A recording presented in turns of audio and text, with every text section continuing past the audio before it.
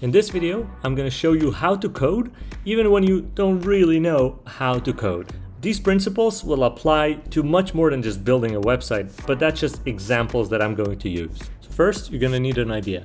And ChatGPT is great for brainstorming ideas with you.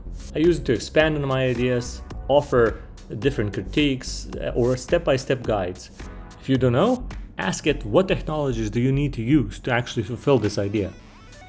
Next is the setup. Setup is the most annoying hurdle for people who are just starting out to figure out where do I put this code.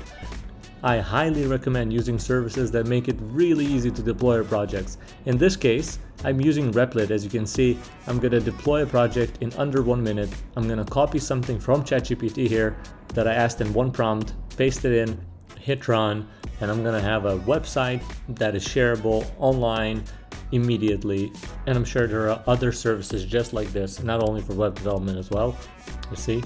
Beautiful. So now that you know where to put in the code, we're going to go into this rotation of 4 steps, starting with the idea. What is the first step? How do I start this? What's the smallest thing that I can do to actually kick this off? This is where you really have to agree with ChatGPT. So first, it has to understand what you want, and you have to understand that it knows what you want. Once you're set on your idea, we go into the next phase, and that is try. What we want to do here is we want to see it working. We want to see that idea realized. You're going to ask ChatGPT to give it the code for the smallest possible version of your idea, and make sure it works, and do not skip it. I'm going to show you an example of why you should not skip it. In this case, all I wanted is a simple website homepage with a button. I was running into this error. Luckily, there were so few variables that I was able to troubleshoot of what's going wrong, and found out that all they needed to do is to have use client at the beginning of the code every time. And it worked. The next example is a little farther along in the project. As you can see, I did get some design there. I have a button, I have the compliments and everything, but I didn't quite like design. So this is where I really take in all the requirements that I have for this piece and really just try to actually implement it. You know, later in the project, when there are more files and it gets more complex, you really have to make sure not only that your idea works in isolation, but also works with everything else existing in your project already. And as you can see here, I got the design right and I liked it. And now I'm going to go to the next stage, which is calibrate. Now this is the last step of this rotation, where you had all these 3 steps. You had so many conversations with ChatGPT. So we got to make sure that it really still aligns, still understands what you want, still is on the same level for this project.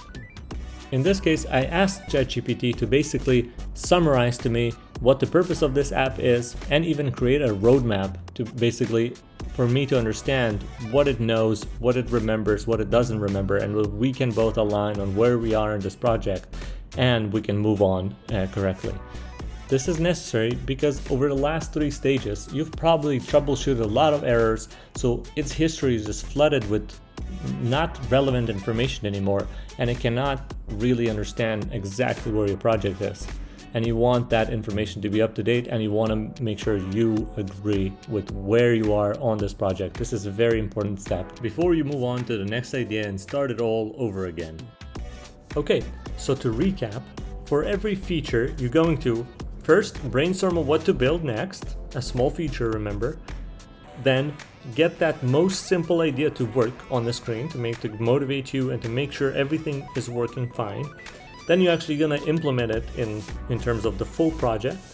And finally, you're going to calibrate the ChatGPT conversation. Since you're probably going to encounter a lot of different errors, you have to make sure ChatGPT still remembers the relevant things out of the conversation for your project. Overall, this principle should work for any kind of coding you might want to do. I have to warn you, this will still take a lot of your time, and I definitely still recommend learning how to code. It improves the whole process by miles. And if you want to see a full video of me going through this entire project, there should be a recommendation here or in the description below.